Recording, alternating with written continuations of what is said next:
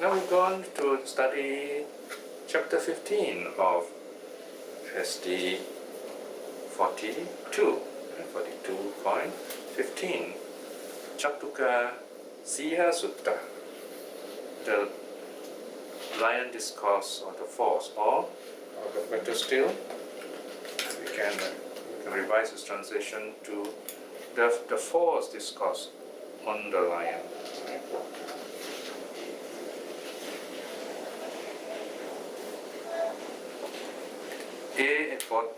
A4.33. Here, Catukka is in brackets because it comes from the book of force in the Anuttara Nikaya. Okay? Sīha Sutta can be quite a common name. There are a number of other suttas by the same name. So this particular Sīha Sutta discourse on the lion is found in the book of force in the Anuttara Nikaya, Catukka Nipata. The theme of this sutta is that even the gods fear impermanence. Okay, in other words, whatever exists must exist in time, and anything that exists in time is impermanent, right? So this is where we have to think clearly and logically. Like whatever ideas when something exists, if we say God exists, God must exist in time. If it exists outside of time, then it's just imagination. Okay? So it's not going to have an effect on us. And anyone can kind of twist their idea to his own desire. Right? So whatever exists in time. Whatever exists in time is impermanent. Whatever is impermanent is unsatisfactory. Whatever is impermanent and unsatisfactory are non-self. So this is a very important reflection.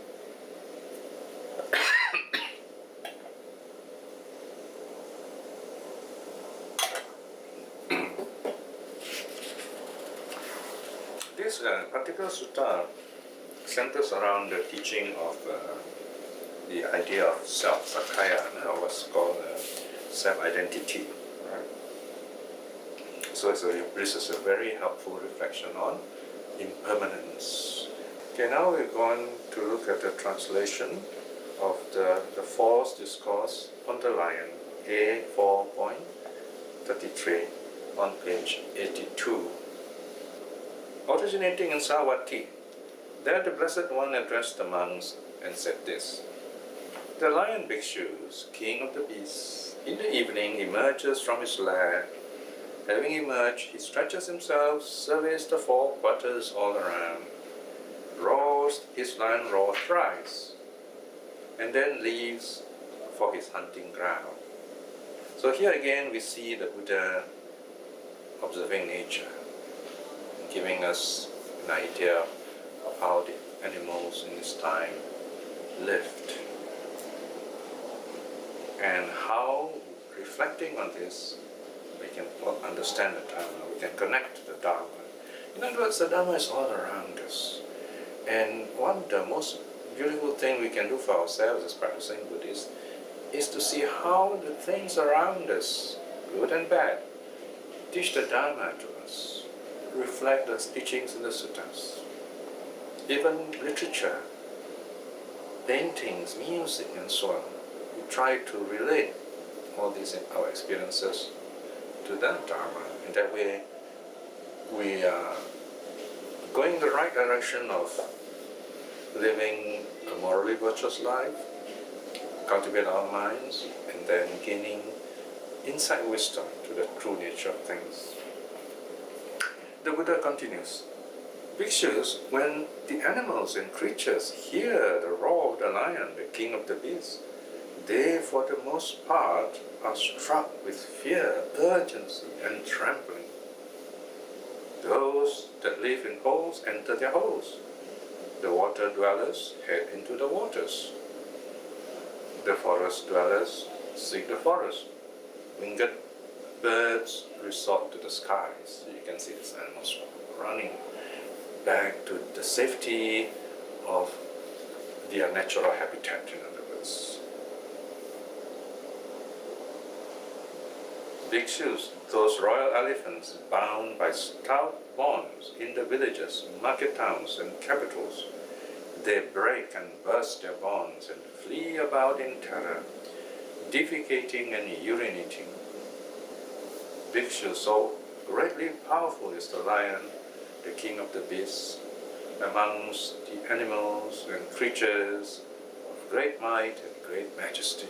So this observation, this is the parable, if you like. So how does all this relate to the drama? So here you have the lion is the key figure here, and the lion's voice roars very loud. And when the animals, even from the wild birds and beasts to the tame and huge big elephants in the cities, in the palaces, they're all the same, terrified of the lion's sound. Now that's the thing. And now the Buddha is going to build on that thing. The Buddha continues, even so, bhikshus. Now when you see even so, that means the Buddha is going to connect the parable to what he's going to teach us. Even so, bhikshus, when there arises in the world the Tathagata, the worthy, fully self-awakened, accomplished in knowledge and conduct, welfarer, knower of worlds, peerless guide of persons to be tamed, teacher of gods and humans, awakened, blessed. He teaches the Dharma thus. This is self-identity. This is the arising of self-identity. This is the ending of self-identity. This is the way to the ending of self-identity. So this is a very interesting version of the Four Noble Truths. The Four Noble Truths applied to self-identity. Here, self-identity, we can safely take it as same in meaning as the five aggregates. But here, the stress is on this idea of identifying with the five aggregates. The idea that one of these is permanent, unchanging, the self, the soul, the essence, and so on. That is called self-identity. For example, I can say, I wrongly say I am my body, or I am my feelings, or I am my thoughts, and so on. Okay? Or I am my consciousness, right? That is called self-identity. And this is a very common idea in our lives. And when the Buddha says, no, that's not so. If you think that way, then you're going to have a lot of suffering. The Buddha goes on. So, bhikshus, these devas or heavenly beings, long-lived, beauteous, great in joy, long-dwelling in their divine mansions, hearing the Tathagata's Dharma teaching, for the most part are struck with fear, urgency, and trembling thus. It seems as we are but impermanent, when we thought we were permanent. It seems as we are but unstable, when we thought we were stable. It seems as we are but ephemeral, when we thought we were eternal. It seems as that we are impermanent, unstable, ephemeral, all stuck in self-identity. Bhikshus, so greatly powerful is the Tathagata, of such great might, of such majesty in the world of with its devas, right? So here, the devas, the heavenly beings from this great God Brahma, Almighty God Brahma, to all the lower gods, when they hear the Buddha's teaching of impermanence, suddenly they were like shaken in their heavens, because their lives are very long, and they never have this idea that they will fall sick or they will die. But when the Buddha says such a thing, it terrifies them. Right? I remember those days when I was teaching, giving public talks, some people would complain and say, oh, Buddhism is so negative, talks about suffering, Well, when people talk like that, they don't like the word suffering. Well, in a sense, nobody likes suffering. And that's the whole point, right? Why the Buddha begins there. Another way of saying is, nobody likes suffering. And why is it that people don't like suffering? And how to get rid of suffering, and then the way to get rid of suffering. That's another way of looking at the situation. Right? So people who say the Buddha is negative in teaching about suffering, not doing any favor for themselves, because suffering is still there, whether you accept it or not, but it's going to affect you. But if you're better prepared, then you are going to suffer less, or maybe not suffer at all, let's say if you are in deep meditation, for example. So wisdom helps us to deal with the world, in other words. Then the sutta closes with verses, with 4 verses. The Blessed One said this. Having said that, the teacher, the welfarer, further said this. Yada buddho abhinyaya dhamma chakang bhavattayi sadeva kassa lokassa satta apattipukkalo. When the Buddha, through direct knowledge, turned the wheel of truth in this world with his devas, the teacher without a rival, teaching Sakkayancha nirodhancha sakkayasa sambhavan aryan chattangikang maggang dukkhu pasama gamina. The ending of self-identity, the arising of self-identity, the Noble Eightfold Path, the way to the stilling of suffering. Ye pitika yuka deva wana vanto yasasino vita santa sang apadung Sīha Vitare miga.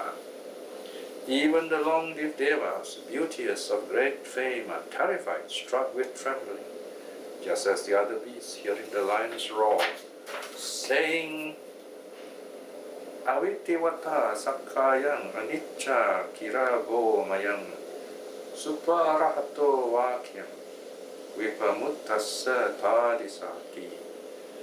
We have not overcome self-identity. We are impermanent, sir, it seems, they say, when they heard the word of the Arahats, the liberated one who is such.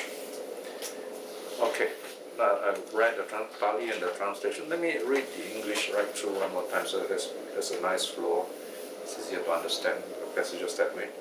When the Buddha, through direct knowledge, turned the wheel of truth in this world with his devas, the teacher without a rival, teaching the ending of self-identity and the arising of self-identity, and the Noble Eightfold Path, the way to the stilling of suffering. Even the long-lived devas, beauteous of great fame, are terrified, struck with trembling, just as the other beasts, hearing the lion's roar, saying, "We've not overcome self-identity. We are impermanent, sir, it seems," they say, when they heard the word of the Arahat, the liberated one who is such.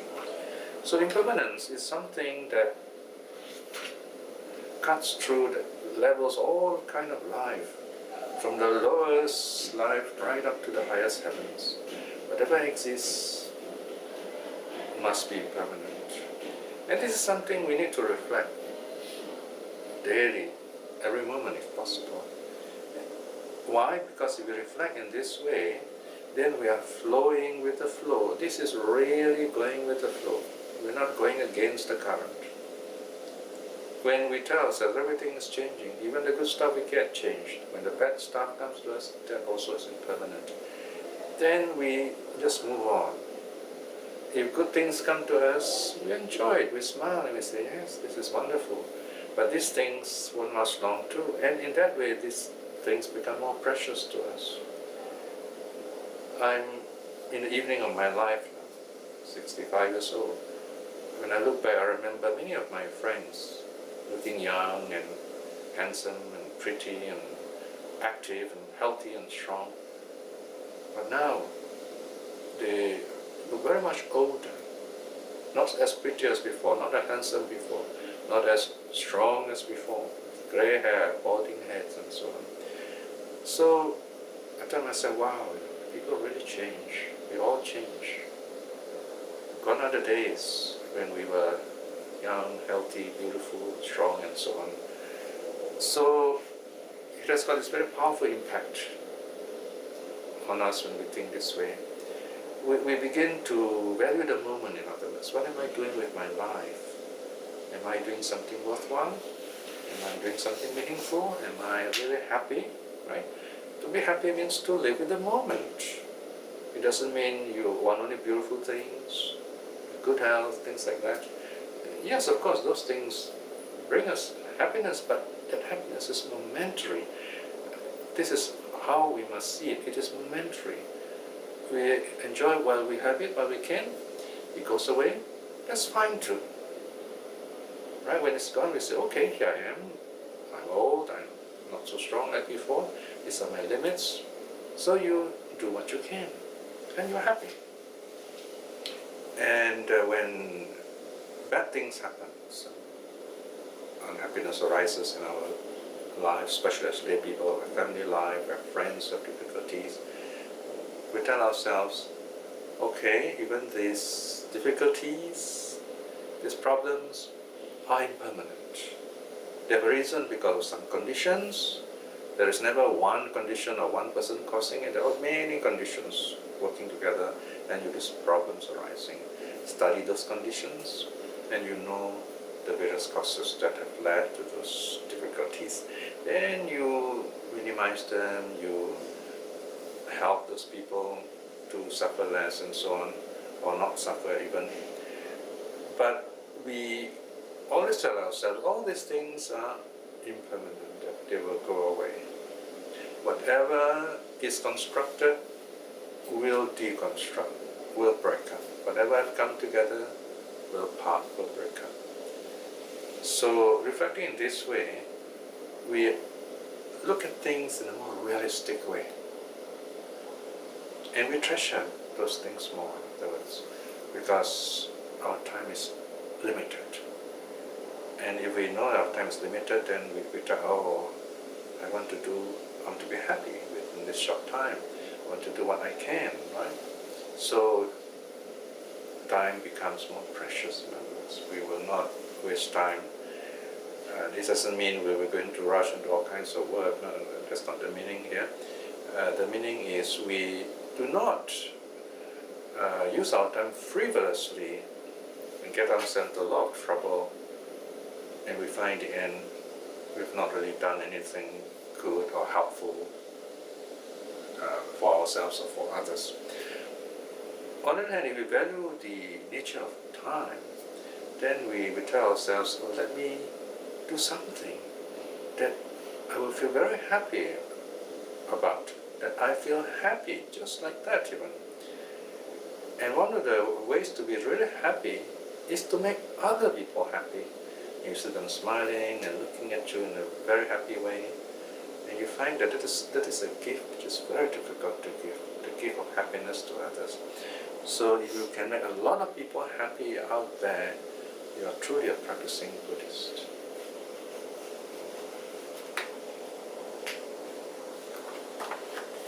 And with that we end today's reflections. Let us now just spend a quiet moment reflecting on the Buddha's teaching. While the Buddha's teaching is with us, we should make every effort to understand those teachings, because they are the secrets of life, secrets of happiness, how we can live and truly live a life of value and joy that become the basis of liberation to come, and to come in this life itself. Reflecting in this way is very good karma. By the power of such good karma, may we be happy, may we have all that we need to be happy. May in this life itself we enjoy good health and great wisdom. Above all, by all these good deeds we have done, may we aspire to attain spiritual liberation, especially stream winning in this life itself. In this moment of peace, let us send out our loving kindness to all the beings here, to all our loved ones, our friends, relatives, and also to those who are working hard for the Dharma and who have supported us and are supporting us. May they be well and happy.